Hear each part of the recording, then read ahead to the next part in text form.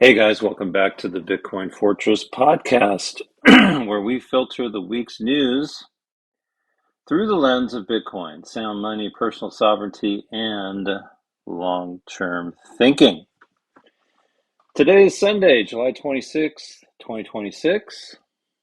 We are recording at block height 959,719. Moscow time is 1,544 sats per dollar. And recommended fees are once again extremely reasonable at approximately 1 sat per VByte for low priority, 3 for medium, and 3 for high. It is another good reminder that while people argue endlessly about Bitcoin's price, politics, treasury companies, mining economics, and protocol governance, the network itself continues to settle transactions roughly every 10 minutes. No press conference, no emergency meeting, no monetary policy committee, just blocks. This week gave us a remarkably broad collection of stories. Bitcoin recovered from its recent lows, but the rally ran into resistance around $68,000 as higher oil prices, rising treasury yields, and geopolitical uncertainty remained in the background. At the same time, Bitcoin's market structure appears to be slowly stabilizing. ETF flows improved. Morgan Stanley's newly launched Bitcoin ETF approached 400 million in assets, and long-term holders continued accumulating even as miner economics remained historically difficult.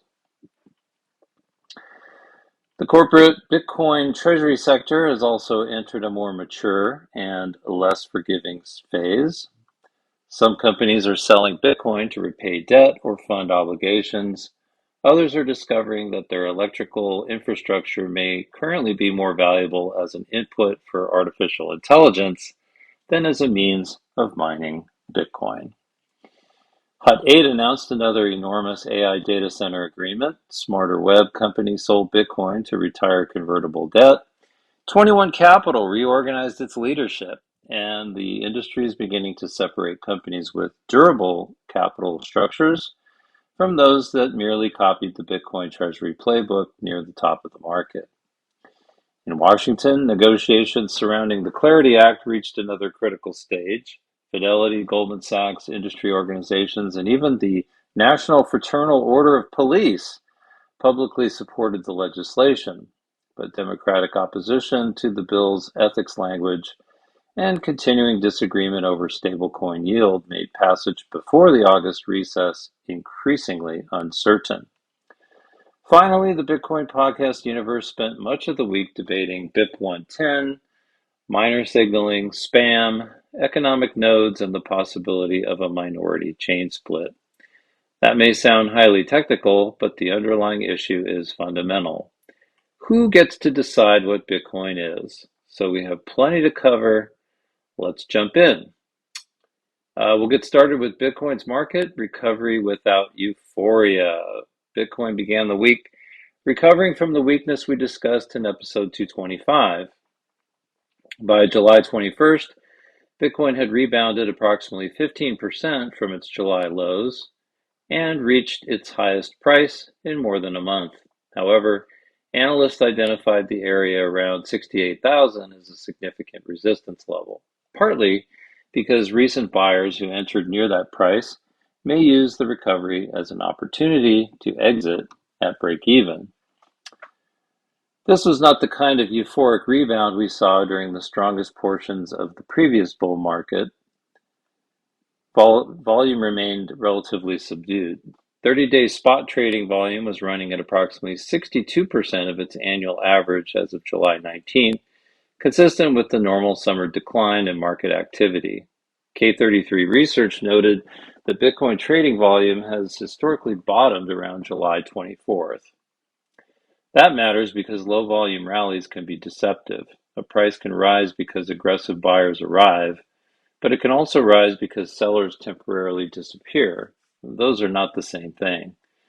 The encouraging part of this move was that Bitcoin absorbed a significant amount of negative information without revisiting its recent lows. We had higher oil prices, geopolitical risk, elevated real yields, weak minor economics, Bitcoin treasury companies selling coins, and continuing uncertainty around the Clarity Act. Yet, Bitcoin remained broadly stable in the mid $60,000 range. That does not prove the bottom is in, but it suggests that a meaningful amount of leverage and speculative excess may already have been cleared from the market. The market now is confronting a different form of pain, not necessarily dramatic price pain, time pain. Bitcoin can exhaust investors by declining sharply, but it can also exhaust them by moving sideways for months while other assets appear more exciting. That second form of capitulation is quieter. There's no dramatic liquidation candle. People simply lose interest. They stop checking the price. They stop posting. They decide that artificial intelligence stocks, private company IPOs, gold, or something else has become the more compelling story. Historically, that boredom has often created better long-term accumulation conditions than the periods when everyone feels certain Bitcoin is going straight up. The takeaway this week is not that Bitcoin has launched a new bull market. It is that the market absorbed another difficult macro week without falling apart. In the middle of a bear market, resilience itself is information. ETF activity also improved. According to reporting from Bitcoin Magazine, US spot Bitcoin ETFs received approximately $274 million in net new investment through the first part of the week. The funds had accumulated nearly $1 billion over 7 trading days before experiencing broad outflows on Thursday. The direction of travel is more important than any single day. In May, approximately 70% of ETF trading days recorded net outflows. In June, approximately 90% recorded net outflows. During July, that figure has fallen to approximately 33% as of July 22nd. That is a meaningful improvement. The ETFs do not need to produce enormous inflows every day for the market to stabilize. They simply need to stop functioning as a persistent source of forced supply. The ETF market has changed Bitcoin's cycle mechanics. In previous bear markets, the market had to absorb selling from miners, distressed funds, exchanges, and long-term holders. Today, it must absorb redemptions from institutional vehicles that could move hundreds of millions of dollars in a day. That creates a faster transmission mechanism between traditional financial markets and Bitcoin, but the same mechanism works in both directions. When financial advisors and institutional allocators decide that Bitcoin has become attractively valued, ETF infrastructure allows capital to return quickly. The bearish interpretation is that institutional interest has weakened. A more nuanced interpretation is that Bitcoin is now progressing through its first real institutional bear market. The infrastructure remains, the products remain, the custody arrangements are there, the advisor relationships are there. What has changed is the price and investor sentiment. That distinction is important. Infrastructure built during a bull market does not disappear merely because enthusiasm temporarily fades. It just waits. The clearest institutional adoption story of the week came from Morgan Stanley. Morgan Stanley's spot Bitcoin ETF, which launched in April, has already accumulated more than $391 million in assets. It received approximately $15.7 million of new investment during the week and was reportedly the only major US Bitcoin ETF to avoid outflows during Thursday's broad redemption day. The fund is notable because it was the first spot Bitcoin ETF issued by a US chartered bank. This is how institutional adoption usually works. It rarely arrives as one dramatic event. Instead, the boundary between Bitcoin finance and traditional finance slowly disappears. First, a bank allows wealthy clients to invest in an outside Bitcoin fund, then it permits advisors to discuss Bitcoin, then it provides custody, then it launches its own ETF. Eventually, Bitcoin becomes another asset available inside the ordinary financial system. The philosophical tension, though, is obvious. Bitcoin was created as an alternative to trusted financial intermediaries, yet institutional adoption often occurs through the largest trusted intermediaries in the world. But those two realities do not have to be mutually exclusive. An ETF gives investors price exposure, self-custody gives people monetary sovereignty. Those are different products for different objectives. The danger comes when people confuse them. An ETF share is not censorship-resistant bearer money, but ETF growth can deepen Bitcoin's liquidity, broaden ownership, and make it harder for governments or financial institutions to dismiss Bitcoin as a fringe asset. Morgan Stanley reaching a nearly $400 million in only a few months is therefore not the end state of Bitcoin adoption, but it is another indication that Bitcoin is becoming embedded inside the architecture of global finance.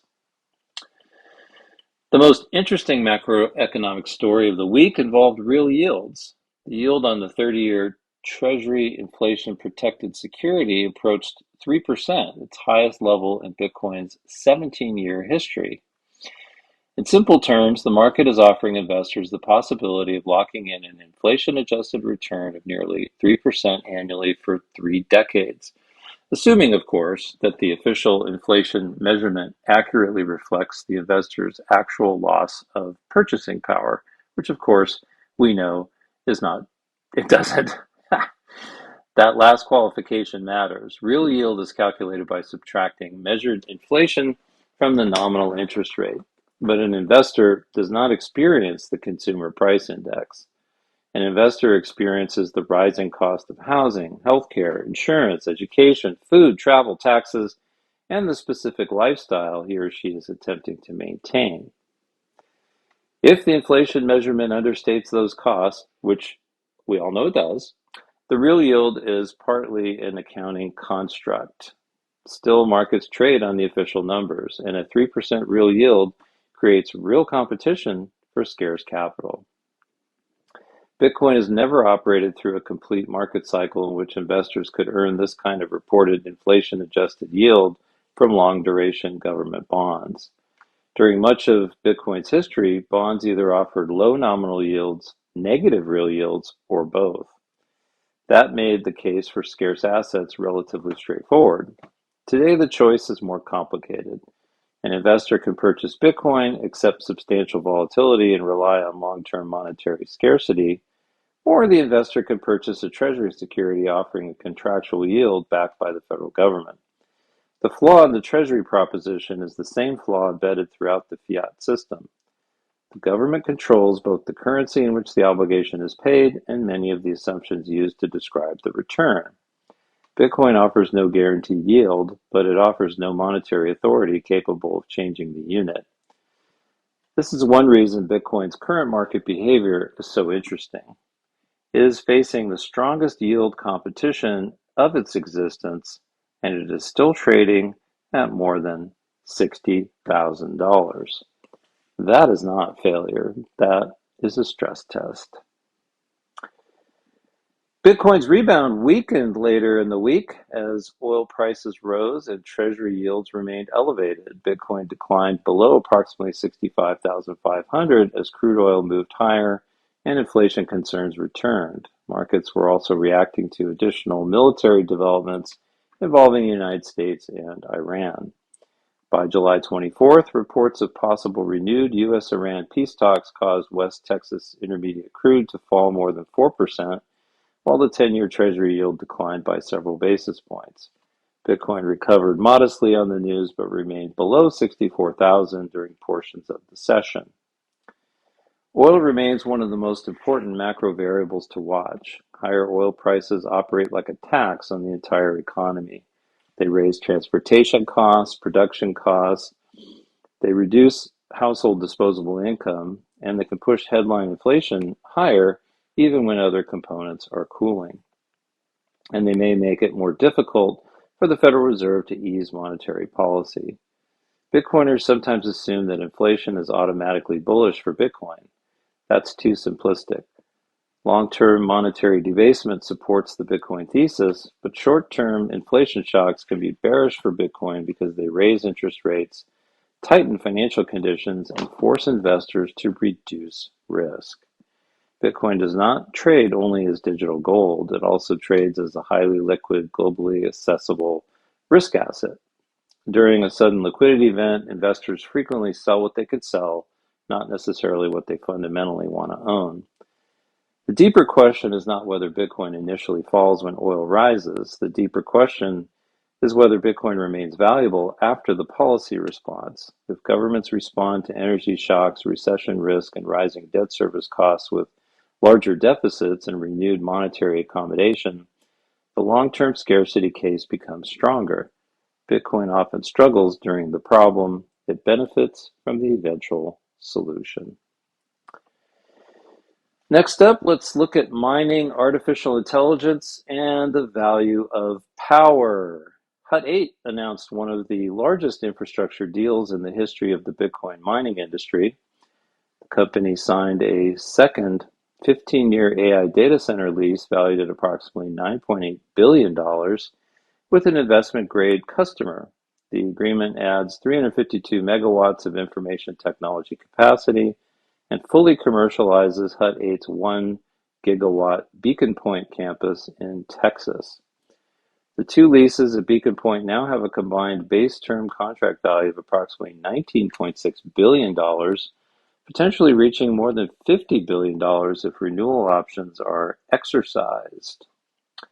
Hut 8's total contracted AI capacity has grown to approximately 949 megawatts. Hut 8 began as a Bitcoin miner, but the company has increasingly become an energy and digital infrastructure business. That distinction is critical. The most valuable asset owned by many mining companies is not necessarily the mining equipment. It's the interconnection agreement, it's access to power, it's land near transmission infrastructure, it's the ability to build, energize, and operate large facilities. Bitcoin mining monetized those assets before artificial intelligence created massive demand for data center capacity. Now the AI industry is bidding for the same scarce electricity. This creates a fascinating capital allocation question. Suppose a miner can use 1 megawatt of power to mine Bitcoin. The revenue depends on Bitcoin's price, network difficulty, transaction fees, machine efficiency, and operating costs. Alternatively, that company may be able to lease the same power capacity to an investment-grade AI customer under a 15-year contract. The AI lease may provide lower upside, but it may also provide far greater cash flow visibility. This does not mean Bitcoin mining is disappearing. Mining remains uniquely flexible. A miner can locate near stranded energy. It can turn off during periods of grid stress. It can operate in places where a hyperscale data center may not be feasible, but high-quality grid-connected sites are being repriced. The market is effectively telling miners, your electricity may currently be worth more than your hash rate. That creates two possible outcomes. Some miners will pivot almost entirely toward AI. Others will use AI revenue to strengthen their balance sheets while continuing to mine Bitcoin elsewhere. The strongest companies may ultimately operate both businesses. Bitcoin monetizes flexible and remote energy. Artificial intelligence monetizes reliable, high-density computing infrastructure. The companies capable of serving both markets may possess an asset more valuable than either narrative alone. The Financial Times examined the financing structures behind the miner-to-AI transition, particularly the relationship between TeraWulf, FluidStack, and Google. TeraWulf secured more than $3 billion in bond financing despite limited current revenue because Google agreed to backstop a substantial portion of FluidStack's lease obligations. In exchange, Google received warrants representing close to 10% of TeraWulf. This structure is worth understanding. A smaller AI infrastructure company signs a large lease with the former Bitcoin miner. The former miner uses the lease to borrow billions of dollars.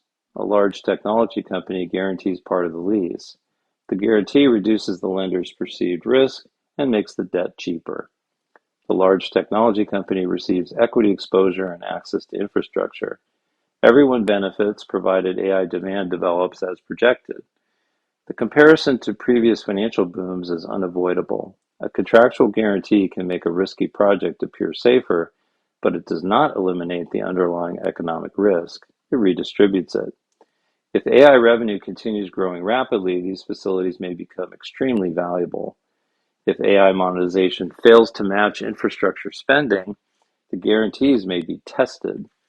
Google can likely absorb the financial loss. The more significant risk would be reputational and systemic. Capital markets have begun treating big tech guarantees almost like private forms of monetary credibility. The guarantee converts speculative infrastructure into financeable infrastructure. This resembles what governments do when they backstop strategic industries, except the balance sheets belong to hyperscalers rather than sovereigns. Bitcoiners should watch this carefully. The AI infrastructure boom is becoming deeply financialized.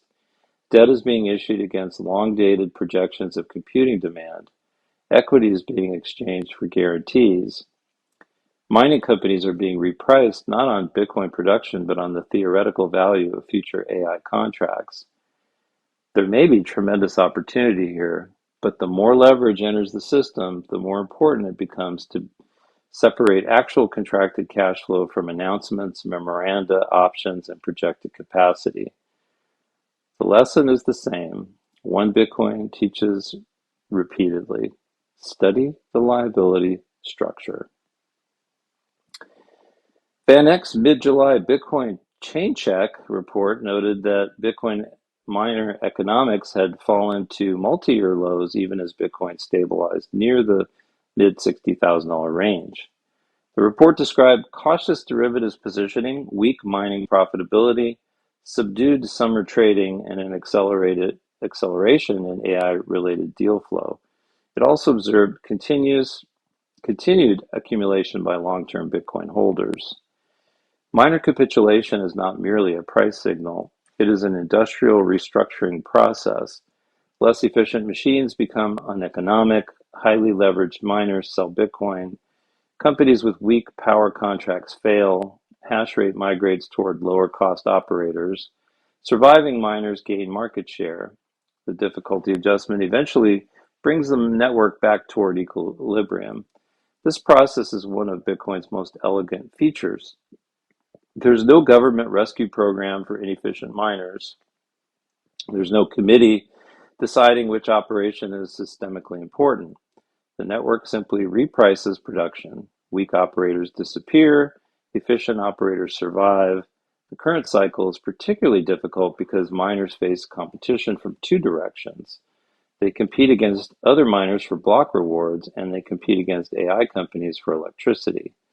That means a mining company cannot evaluate itself only against the Bitcoin network. It must evaluate whether mining remains the highest value use of its infrastructure. This pressure may ultimately strengthen Bitcoin mining. The companies that continue mining will likely possess genuinely low-cost energy, highly efficient machines, flexible operations, or strategic reasons to accumulate Bitcoin. The mediocre operators may sell their sites to AI companies. That's not necessarily a problem. Bitcoin does not need every public mining company to survive. It needs sufficient globally distributed hash rate to secure the network. The public companies are businesses. Bitcoin is the protocol, and those are not the same thing. Next up, let's take a look at the Treasury Company reality check. The Smarter Web Company sold approximately 177.89 Bitcoin for $11.7 million and used the proceeds to repay a convertible debt facility early. The transaction allowed the company to avoid potential shareholder dilution while retaining approximately 2,700 Bitcoin in its treasury. Some Bitcoiners will view every corporate Bitcoin sale as a failure. That is not a useful framework. A treasury company is not an individual holding Bitcoin in cold storage. It is a corporate entity with operating expenses, debt, preferred shares, shareholders, and legal obligations. The correct question is not, did the company sell Bitcoin? The correct questions are, why did it sell? What liability did it remove? Did the transaction increase or decrease Bitcoin per share? Did it improve the company's survival probability? Did management sell from strength or under distress? In this case, the company exchanged a portion of its Bitcoin for the elimination of a convertible liability. That may be rational. If the debt could have resulted in significant dilution, repaying it could preserve more Bitcoin exposure for existing shareholders over time. This illustrates why headline treasury numbers can be misleading. A company with 5,000 Bitcoin and enormous liabilities may offer less economic Bitcoin exposure than a company with 2,000 Bitcoin and a clean balance sheet. Investors need to examine Bitcoin per diluted share. They need to understand debt maturities. They need to identify preferred dividends. They need to examine conversion prices and understand whether management has access to capital when the company trades below net asset value. The first generation of the Bitcoin treasury trade rewarded accumulation. The next generation will reward capital allocation. The broader treasury company sector remains under pressure. Many digital asset treasury companies now trade below the value of their underlying holdings. That makes it difficult to issue equity accretively, which was the engine behind many of the strategies during the bull market. The strategy itself has sold Bitcoin during 2026 to support preferred dividends and maintain dollar reserves. This is where the treasury model becomes interesting. When a company trades above the net asset value of its Bitcoin, it can issue expensive equity and buy comparatively cheap Bitcoin. That increases Bitcoin per share. The premium becomes productive. When the stock trades below net asset value, the machine reverses. Issuing equity destroys Bitcoin per share. Debt becomes more dangerous. Preferred dividends become harder to fund. The company may need to sell Bitcoin, repurchase shares, restructure liabilities, or wait for the premium to return. This is why not every Bitcoin treasury company is Strategy. Strategy spent years developing access to multiple capital markets. It has common equity, convertible debt, several types of preferred stock, a dollar reserve, an established institutional shareholder base, a highly liquid options market, and management with extensive experience navigating corporate finance. A small company that announces a Bitcoin strategy and issues one expensive convertible note does not possess the same machine. The market is now learning this distinction. During a bull market, every treasury company looks like a genius. During a bear market, the liability structure reveals the truth. Bitcoin does not rescue poor corporate finance, it exposes it. 21 Capital announced that Raphael Zaguri would become chief executive effective July 20th, replacing founder Jack Mallers. Mallers is returning his attention to Strike, while Strike is also leaving the previously proposed three-way merger involving 21 Tether and Bitcoin miner Electron Energy. 21 is evaluating whether to proceed with a two-party combination involving Electron.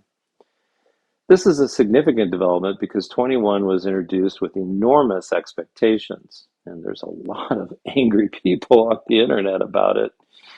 The company's original vision was not merely to hold Bitcoin. It was presented as a Bitcoin native public company designed from the ground up around Bitcoin denominated performance. Mallers emphasized metrics such as Bitcoin per share rather than conventional fiat accounting. That remains a powerful idea, but the leadership transition suggests that building a public Bitcoin company and operating Strike simultaneously may have created competing demands. There's nothing inherently negative about bringing in an executive with deeper institutional capital markets experience. In fact, it may be necessary. Bitcoin native vision and public company execution are different skill sets. The important questions now are straightforward. Will 21 continue emphasizing Bitcoin per share? Will it use leverage conservatively? Will the Electron transaction create a durable operating business or merely add complexity? How much control will Tether retain, and will the company distinguish itself from the growing field of discounted Bitcoin holding companies?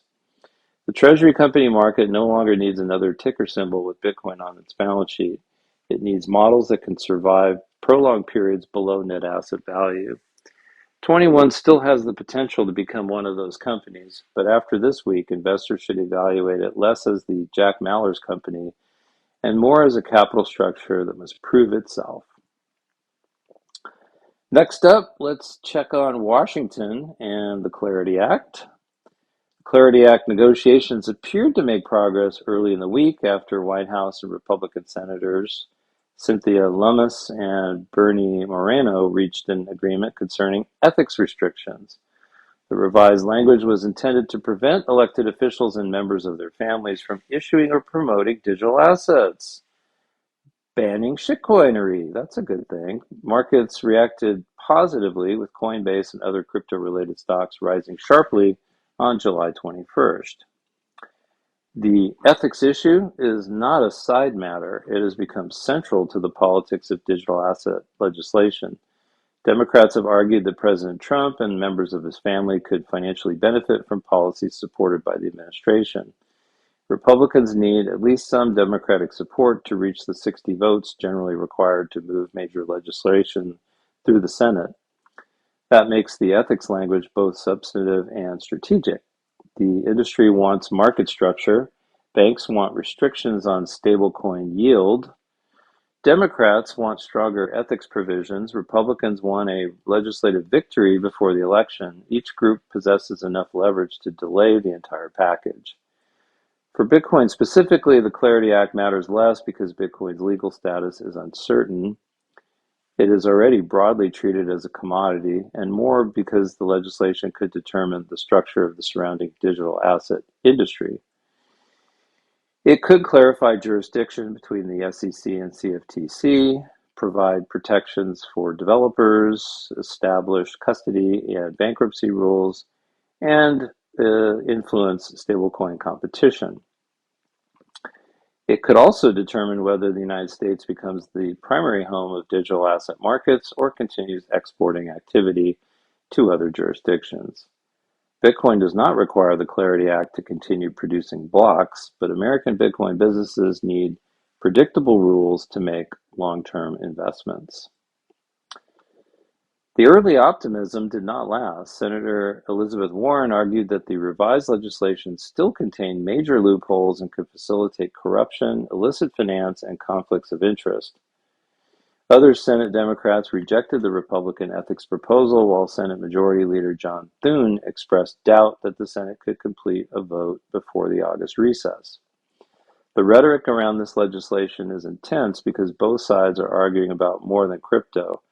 They are arguing about political power. The crypto industry has developed a large campaign finance presence. Banks are defending their deposit franchises. Lawmakers are positioning themselves ahead of the election. The Trump family's digital asset activities give opponents a highly visible target. This creates a difficult environment for thoughtful policy. A market structure bill should answer technical questions. What is a security? What's a commodity? Who regulates exchanges? How are customer assets protected in bankruptcy? When is software development subject to financial regulation? Instead, the debate becomes who's benefiting, which industry has more political influence, which party can claim victory.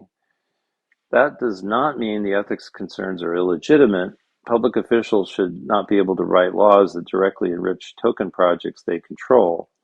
But legislation should address that issue cleanly rather than using it as a reason to preserve regulatory ambiguity across the entire industry. My view remains that no bill is better than a genuinely destructive bill. Bitcoin does not need to beg for recognition, but clear protections for self-custody, open source developers, and lawful exchange activity would be meaningful progress. The details matter more than the headline.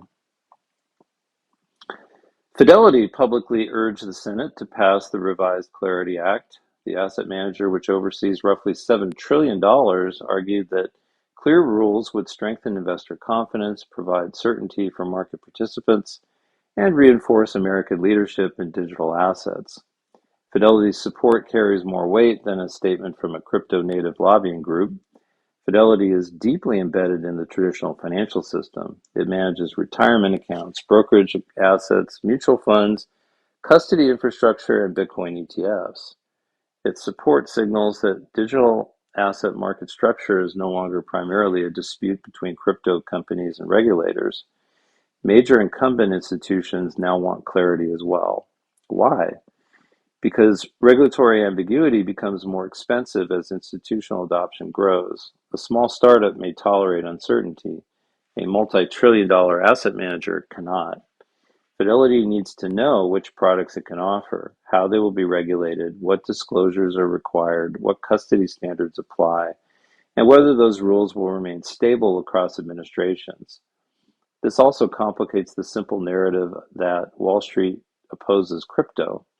Wall Street is not one institution. Different financial firms have different incentives. Banks with large deposit bases may oppose stablecoin yield. Asset managers may support broader digital asset adoption because it creates new products and management fees. Brokerages may want 24-hour markets. Payment companies may want stablecoins. Custodians may want tokenized assets. The political battle is increasingly occurring within the traditional financial system, not merely between traditional finance and crypto. Goldman Sachs CEO David Solomon also expressed support for the Clarity Act, separating Goldman from parts of the banking industry that remain concerned about stablecoin competition and yield-bearing digital dollar products. This is a particularly revealing development. Commercial banks rely heavily on customer deposits. Those deposits are a relatively inexpensive source of funding. If customers can hold stablecoins that offer better yields, faster settlement, or easier programmability, banks may lose deposits. That is why the fight over stablecoin rewards matters so much. The public debate is framed around consumer protection, but beneath it is an old-fashioned competition for funding. Who gets to earn the yield on short-term government debt? Today, a stablecoin issuer may hold treasury bills earning interest while paying little or none of that income to the stablecoin holder. Exchanges and fintech companies want the ability to share some of that value with customers. Banks see that as a direct competition for deposits. Bitcoiners should recognize the distinction between Bitcoin and stablecoins. Stablecoins do not eliminate fiat currency. They modernize its distribution. They may strengthen demand for treasury securities and extend dollar influence internationally. But they also expose how profitable the traditional banking model has been. When customers realize that their deposits are an input into a yield-generating system, they may begin asking why they receive so little of that yield.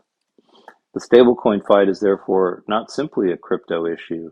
It is a battle over who controls the digital distribution of the dollar.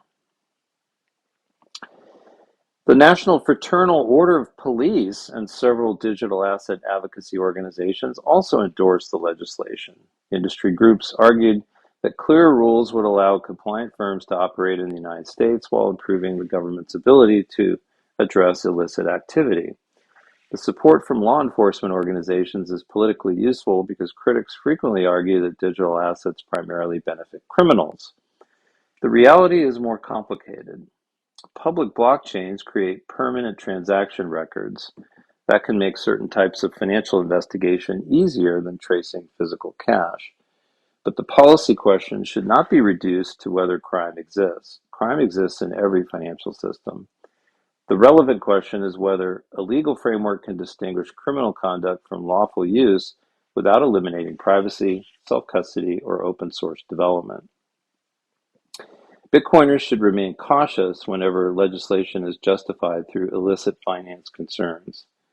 Broad surveillance powers have a tendency to expand. A requirement introduced to catch organized crime can eventually be applied to ordinary citizens attempting to preserve financial privacy. The ideal outcome would protect both legitimate law enforcement objectives and the civil liberties of individuals. But that balance is difficult. Abandoning the field entirely allows the rules to be written only by banks, regulators, and large corporations. Next up, Bitcoin as freedom technology. The United States State Department announced a new freedom technology initiative involving the Bitcoin Policy Institute and Palantir as founding partners. Oh, that's a weird one. The program is intended to support technologies that protect free expression and improve the ability of people to communicate and transact under authoritarian conditions. This story captures both the promise and the tension surrounding Bitcoin adoption by governments. Bitcoin is useful to dissidents because it can operate outside the conventional banking system. It is useful to governments because it can be incorporated into foreign policy strategy. The same technology can help a protester receive money and help a state project project influence abroad. That does not invalidate Bitcoin, it demonstrates neutrality. Bitcoin does not ask whether the user is a government agency, a refugee, a corporation, or an individual saver. It validates transactions according to the same rules. The participation of Palantir will naturally concern privacy advocates. Palantir is closely associated with government data analysis and surveillance capabilities. A freedom technology initiative must be evaluated not only by what it claims to protect, but by the architecture it promotes. Does it encourage open source tools? Does it preserve user anonymity? Does it support self-custody, or does it build systems in which freedom technology remains dependent on approved institutions? Bitcoin itself does not require institutional permission, but programs constructed around Bitcoin can still recreate centralized control. The most constructive role for the State Department would be to protect the legal space in which open source privacy and payment tools can exist. Freedom technology is most powerful when users do not need to trust the sponsor. Kazakhstan announced plans to create a national strategic digital asset reserve that would receive assets through the country's Bitcoin mining sector. The proposal is part of a broader effort to formalize the relationship between domestic miners and the state. Kazakhstan became a major mining jurisdiction after China restricted Bitcoin mining in 2021. Its abundant energy resources attracted miners quickly, but the growth also created conflict over energy consumption, taxation, licensing, and grid stability. The idea of funding a national reserve through mining is different from purchasing Bitcoin with public funds. The country would effectively convert domestic energy into a strategic digital asset. That is a model other energy-rich nations may study. A country can sell natural gas or electricity for dollars, or it can use part of that energy to produce Bitcoin directly. The advantage is that Bitcoin can be held without the liability of another country. A treasury security is an asset to the holder, but a liability of the United States. A bank deposit is an asset to the depositor, but a liability to the bank. Bitcoin is no one else's liability. For a sovereign, that characteristic matters. The risk is that a crypto reserve may include centrally issued tokens that do not possess Bitcoin scarcity or neutrality. We should distinguish a Bitcoin reserve from a basket of speculative digital assets. The strategic case rests on Bitcoin's unique monetary properties. If the reserve becomes an altcoin portfolio managed by political officials, it loses much of that logic. Next up, protocol governance and BIP110. The Bitcoin protocol debate became one of the dominant stories of the week. BIP110 proposes temporarily restricting certain forms of arbitrary data in Bitcoin transactions. Supporters view the proposal as a way to discourage spam and reinforce Bitcoin's monetary purpose. Opponents argue that it will not eliminate non-financial data, will merely rearrange where the data is placed, and could create unnecessary risk of a minority chain split. Miner signaling in the proposal reportedly remained below 1%, suggesting that it lacked meaningful hash rate support as the mandatory signaling period approached. This is a useful moment to remember that Bitcoin governance is intentionally messy. There's no Bitcoin board, no chief technology officer. Developers write code, node operators choose software. Miners construct blocks. Exchanges decide which chain they recognize. Businesses decide which rules they accept. Users decide which asset they value. None of those groups possess unilateral authority. That complexity is not a defect. It is part of Bitcoin's defense. A monetary network that could be changed quickly would also be vulnerable to political pressure, corporate influence, and social campaigns. The price of resistance is inconvenience. Even changes that appear reasonable must earn broad consensus. BIP110 may be technically narrow, but the social question is large. Should node software attempt to define which transactions are legitimate uses of block space? or should transaction fees and consensus rules determine what enters the blockchain? There are thoughtful Bitcoiners on both sides. Some believe arbitrary data imposes a permanent cost on node operators. Others believe attempts to police transaction intent create a dangerous precedent. The most important principle is not that disagreement must disappear, it is that no faction should claim exclusive ownership of Bitcoin. A Bitcoin Magazine analysis argued that BIP110 lacks sufficient support from economic nodes, developers, and miners.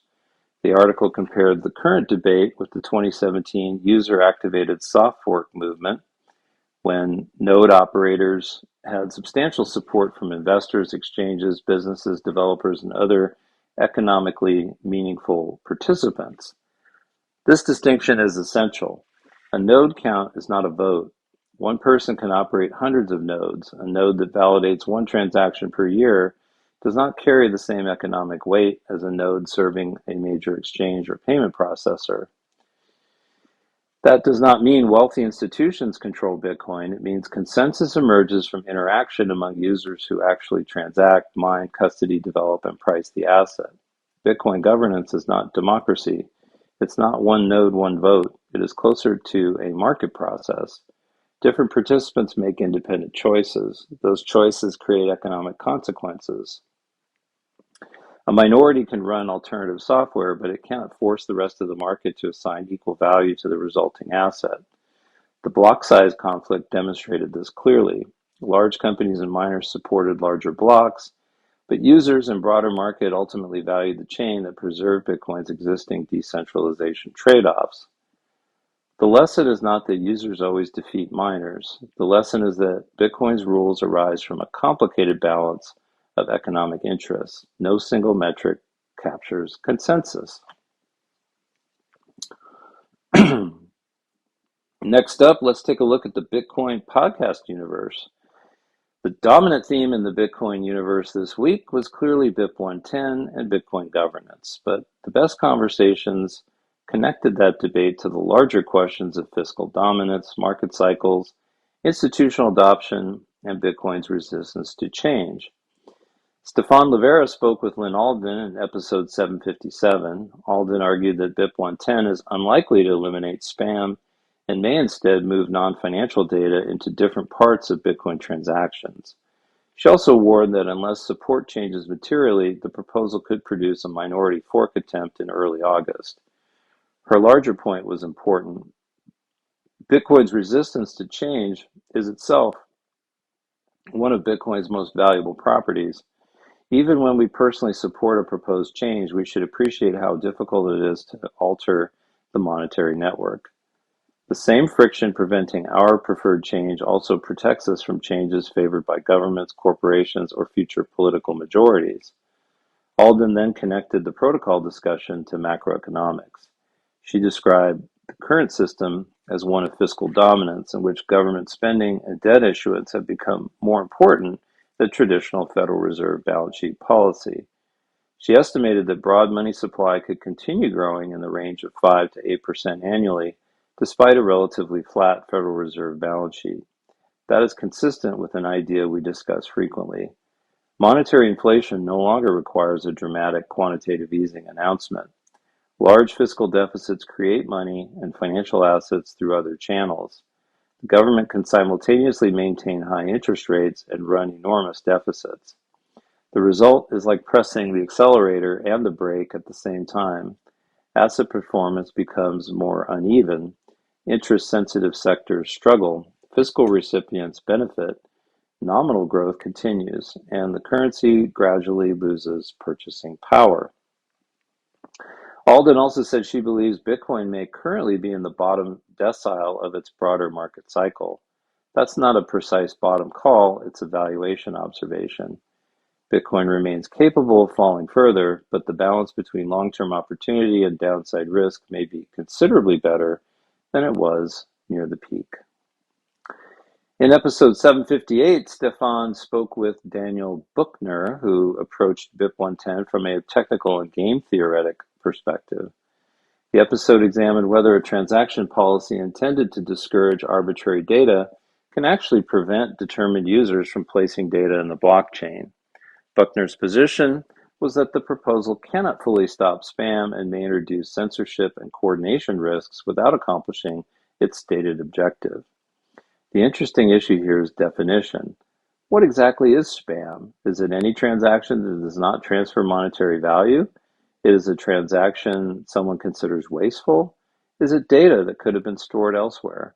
Bitcoin does not evaluate the cultural purpose of a transaction. It evaluates whether the transaction follows consensus rules and pays the required fee. Once developers or node operators attempt to classify transaction intent, the policy question becomes subjective. Supporters of BIP110 respond that node operators should not be forced to store unlimited arbitrary data forever. That concern is legitimate as well. The debate is therefore not between people who care about Bitcoin and people who do not. It is a disagreement about which risks deserve priority. Rabbit Hole Recap, episode 417, captured the mood of the broader market, the bear market grind, continuing protocol arguments, and the gap between Bitcoin's long-term thesis and its short-term price performance. That phrase, the grind continues, is probably the most accurate description of this stage of the cycle. The spectacular portion of the decline may have already occurred. Now the market tests patience. Treasury companies restructure, miners sell or pivot, speculators leave, long-term holders quietly accumulate. And builders continue working even though the audience has become smaller. Bull markets test judgment because everything rises. Bear markets test identity. Do you own Bitcoin because it was performing well? Or do you own it because you believe a scarce, neutral monetary asset has a role in the future? Price reveals the answer. This week's featured Bitcoin Fortress Substack essay is Hope Without Illusion. The central idea is that hope is not the same thing as optimism. Optimism asks, will circumstances improve? Hope asks, how should I live regardless of what circumstances do? That distinction matters because optimism depends on an expected outcome. Hope can survive uncertainty. History has never offered guarantees, currencies have failed, wars have reshaped nations, markets have collapsed, families have endured hardship, and yet people continued building.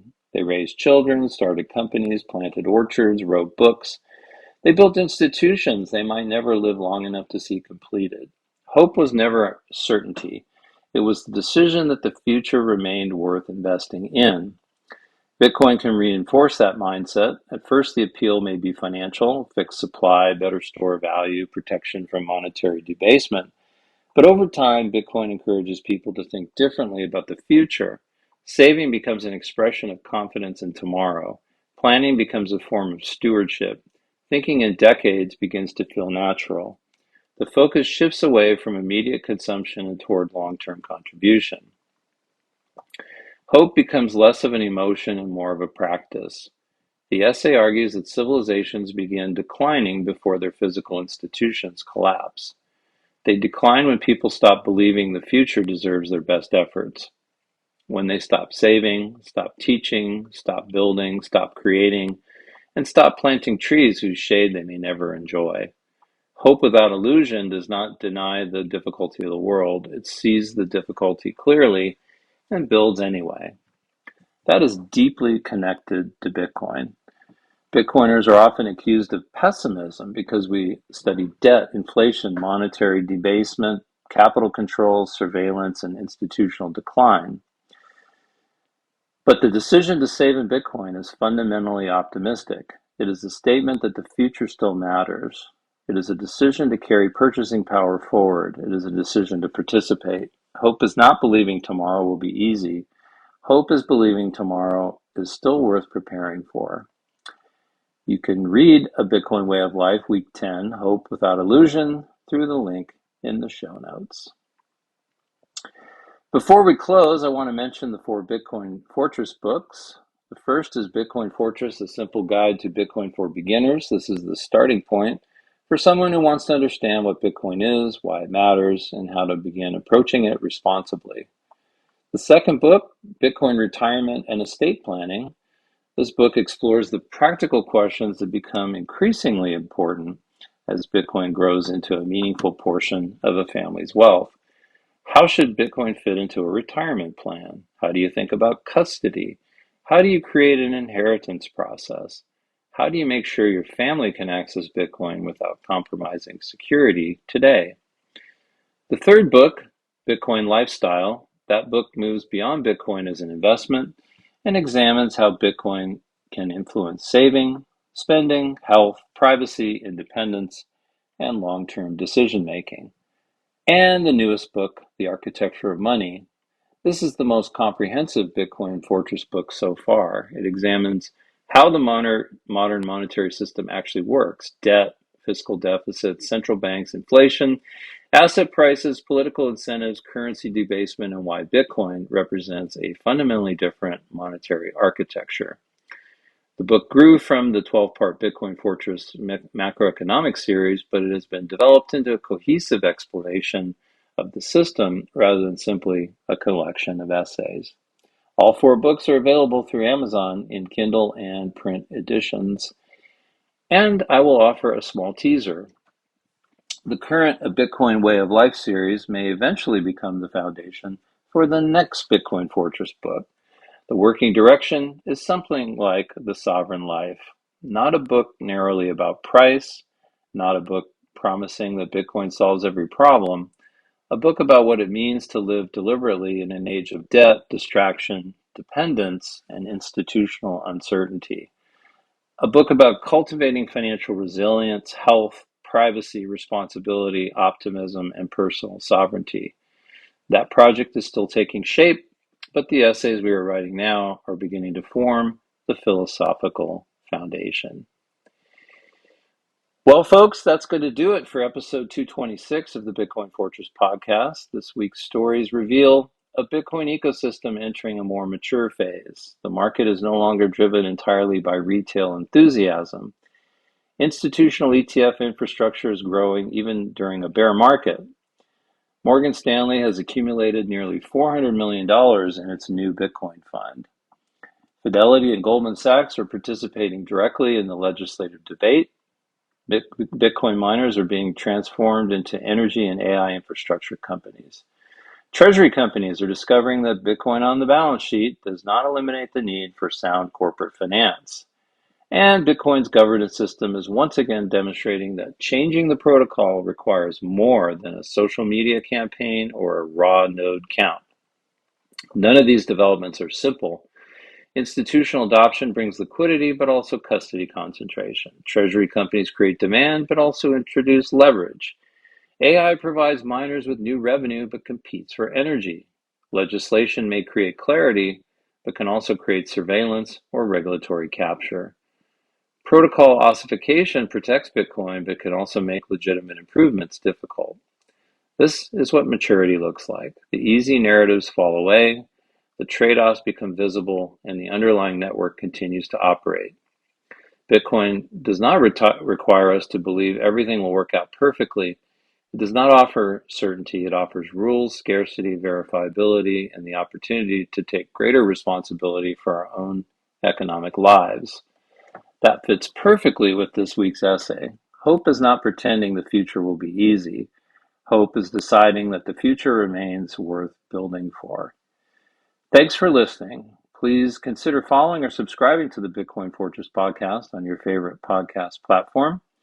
You can also find my writing at the Bitcoin Fortress Substack and my videos on YouTube, links in the show notes to everything, including the articles that we reviewed. And remember, freedom, health, and positivity. Continue building your fortress, and I will talk to y'all again next week. Bye-bye.